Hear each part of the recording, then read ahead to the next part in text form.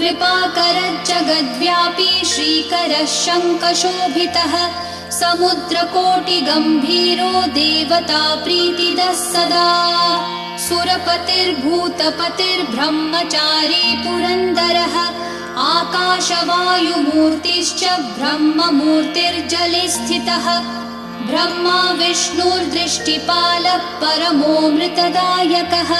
परमानन्दसम्पूर्णः पुण्यदेवः परायणः धनी च धनदाता च धनगर्भो महेश्वरः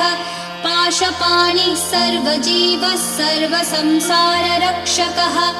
देवकर्ता ब्रह्मकर्ता वसिष्ठो ब्रह्मपालकः